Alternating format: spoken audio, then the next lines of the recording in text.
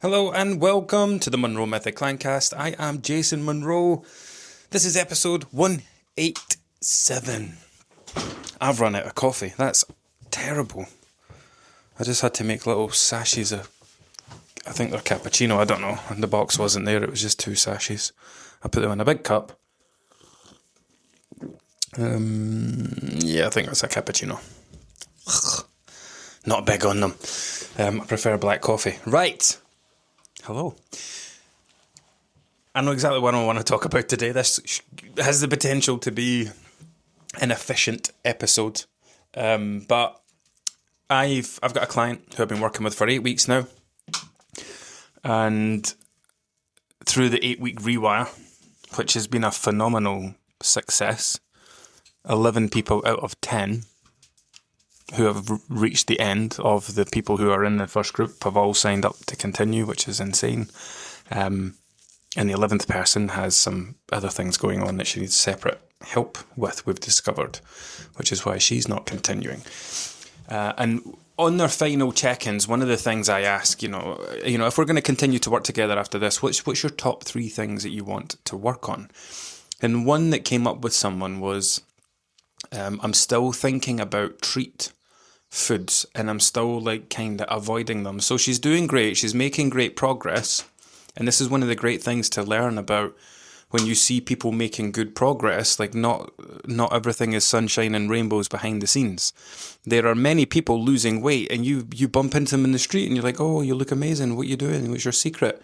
And behind closed doors, they could be starving themselves. They could be binging and restricting. They could be cutting all their favourite foods out their diet and absolutely miserable. But hey, at least they've lost a stone. Just because someone's lost weight or looks healthier, it doesn't mean that it's being achieved by necessarily healthy means. Now, so the chat that I had with this person was around, was it chocolate? I don't think it was chocolate specifically, but that was one of the things. Now, actually, we can tie in 2 things because I did 2 check-ins this week. I did another check-in with my client Jill, who I talk about a lot. She is days away from losing 90 pounds, which is insane. Because this ties in well with this. Yeah, let's talk about both of these because I did actually write this one down on my phone. So we've got, we'll just name the 2 people instead of saying someone because I'll get mixed up eventually and say her name anyway. We've got Kay and we've got Jill.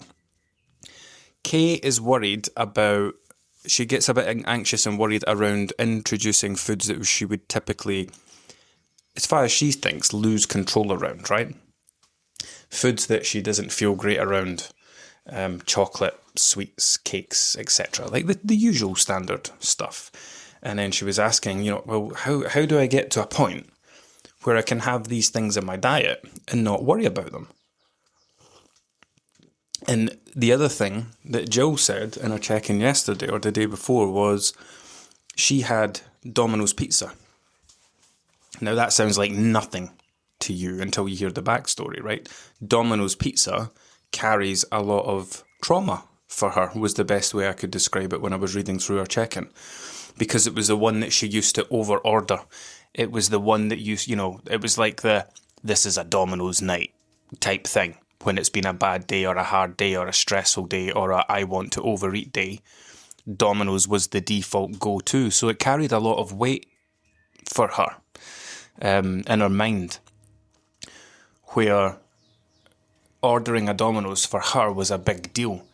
And in fact, what was the thing I wrote down on my phone? Because when I was doing the check-in, I was like, God, this is the specific takeaways carrying emotional baggage. That's what she said. Domino's carry a lot of emotional baggage for me. And it's been a long time since she's had one because, again, like Kay, she believed that was one of her treat foods or bad foods or destructive takeaways because she used it for a specific reason. I am going to order because I said to Jill when I was doing her check-in, Domino's try to make you feel stupid for ordering a pizza. Look at their menu. Who is going to pay 25 quid for a pizza when you can pay 30 quid and get a family-sized meal deal? I've not looked at the recent prices, but you know what I mean.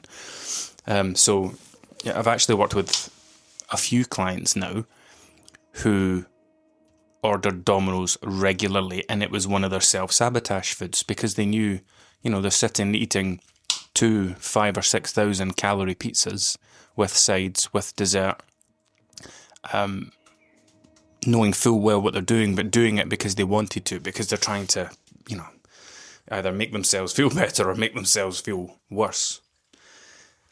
So Jill was able to have a Domino's. She didn't over-order. She had what she wanted. They ordered smaller than they have in the past. She had 2 slices and that was her. She was happy and done.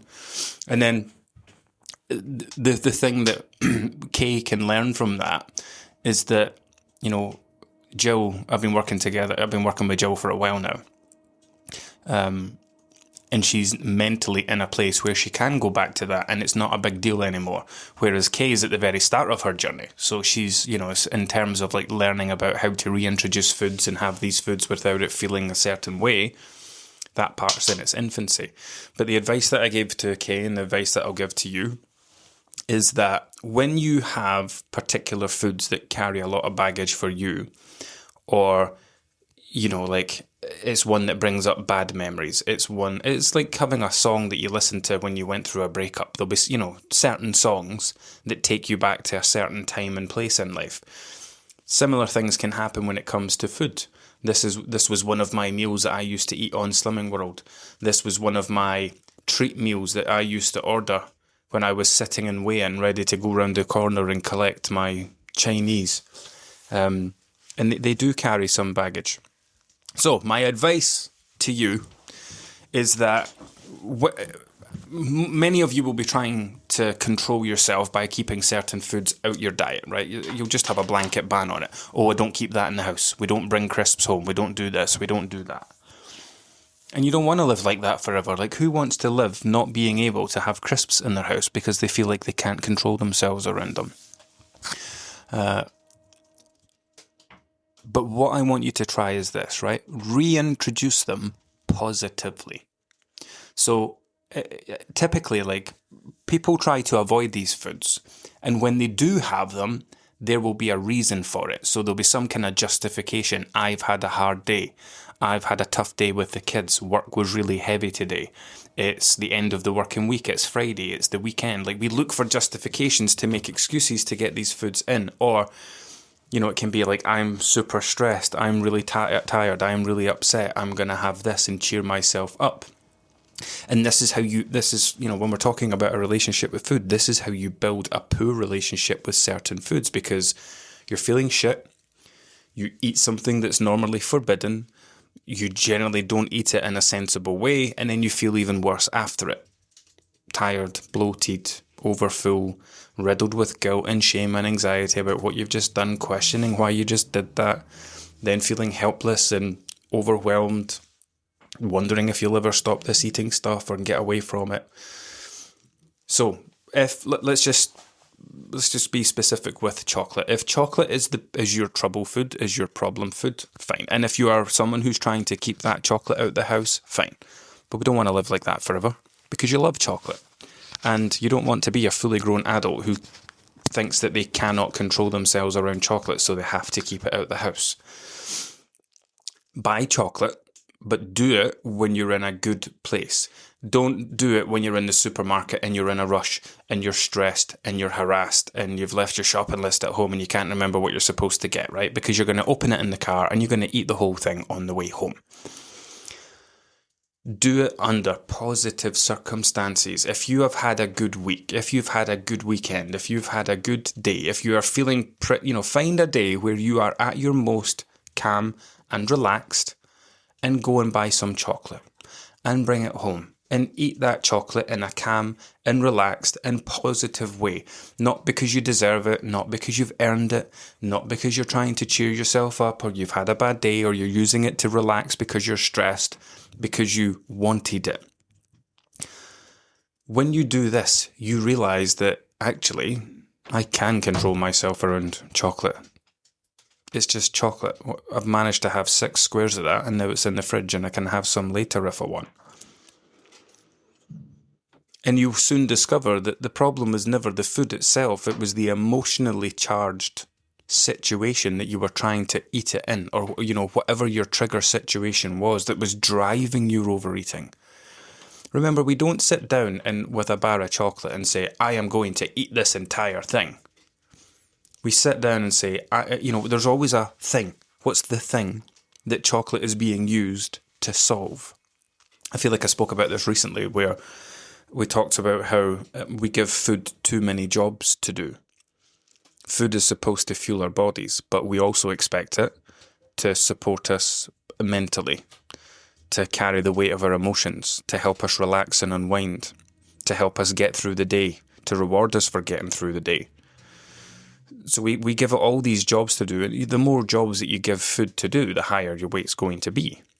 This is one of the things that I've been working on with Kay, actually. She's given food many different roles in her life.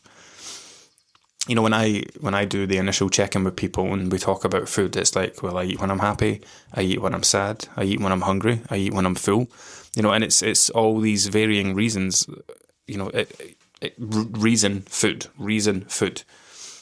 So once you realise that actually, when I am feeling pretty good, I can sit down and eat this thing in a positive way, and there is absolutely no drama attached to it. And then the lesson that you take from that is that it's just chocolate. Actually, there's nothing about this food that's the problem. It's the situations that I've been allowing myself to eat this food in that's driven my overeating of it. Because ultimately, you're using it to cope with something. You're trying to get it to do something for you that it can't do. You want to relax, you want to unwind, you want your shoulders to unclench, you want your jaw to unclench, you want the stress to go away, you want those horrible thoughts to go away, you want to feel better, you want to feel happier. And you sit down with chocolate and you say, right, here's what's wrong with me, you're going to fix it. And it doesn't work. It can't fix it. It's not capable of fixing your problems. And because it doesn't fix them long term. It fixes them short term because you're going, chocolate, this is nice. This is making me feel good for the brief amount of time that it's melting in my mouth and it's on my tongue and it's really good. And then the taste goes away and you start to panic and go, shit, all those horrible feelings are coming back. Quick, eat another piece. That's why you overeat chocolate. Not because chocolate is doing anything. Chocolate is just a food. Actually, with all the videos I've been watching on social media about chocolate in the UK now, I'm not even sure I want to eat it anymore. If you're wondering what that's about, just go look up chocolate and palm oil. There's this chocolatier guy based in England who's melting chocolate a little bit and then he's flapping it around and it's all rubbery. He's like, chocolate's not supposed to do this. This is the palm oil. Cadbury's has been bought over by some. I posted a picture of, in fact, it was a video of some Easter eggs and somebody's like, oh, boycott Cadbury's. And I didn't know what it was. I don't look into these things because I honestly don't care. I don't know how people have the time to look into millions of different companies so much that they want to boycott them. It's not me. But anyway, now I understand it because of the whole palm oil thing and the recipe changing and it's not how it used to be, blah, blah, blah. But anyway, the point was, chocolate is just a food. It's not doing anything, but you have attached a lot of baggage to it. But that's because of the way you've used it in the past. So if you want to reintroduce a food into your diet, any food, a food that you typically have trouble with, one of your trigger foods maybe, wait until you are in a positive, balanced place to reintroduce it. And then do it that way, okay? Do not wait until you're on one of your worst days. Do not wait until you're midway through your cycle or just about to go on your period. Do not wait until the day when you've had 3 hours sleep last night because you've got 2 kids and both of them were up through the night. Don't do it on those days. Do it on a day where you're like, you know what, I actually feel pretty good today. This has been a nice day. Nice things have happened. I feel pretty relaxed. If that's a thing. I feel pretty relaxed. I feel pretty calm. I am going to go and get myself a bar of chocolate, not because you're trying to reward or treat yourself, but because you're treating it as an experiment. This is the day that I am going to see if I can sit down and eat this thing. And if it is just my environment, if it is just my emotions that drive the way I eat it. And what we're trying to do then is, you will have years of evidence behind you of occasions where you've used this food in the wrong way and felt terrible after it. So we're trying to build evidence of the opposite. And the thing that you need to start learning from these positive interactions with this food is actually, I can control myself around this food. I can be absolutely fine around this food. I just probably shouldn't eat this when I'm feeling this particular way, not for a little while at least, until I learn how to. It's like alcohol. You know, if you're feeling absolutely terrible, something that many people do is drink alcohol. And what happens after doing that? You feel even worse. So that was something I had to learn as well towards the end of my alcohol career. Because it goes from a point where alcohol was something that you drank for a laugh, but then life becomes more serious and stressful and kids and businesses, and then it's no longer something you're drinking for a laugh, something you're drinking because you can't relax without it. You need it to unwind. So yeah, the foods, it's not just limited to alcohol, but we do the same with foods, with takeaways, with meals out, with crisps, with snacks. Right, enough from me today. I have got a mega day today. I am rebuilding my check-in process, which I'm very excited about. I am going to go throw myself into that until I pick up the kids this afternoon. Have a lovely day. Until next time.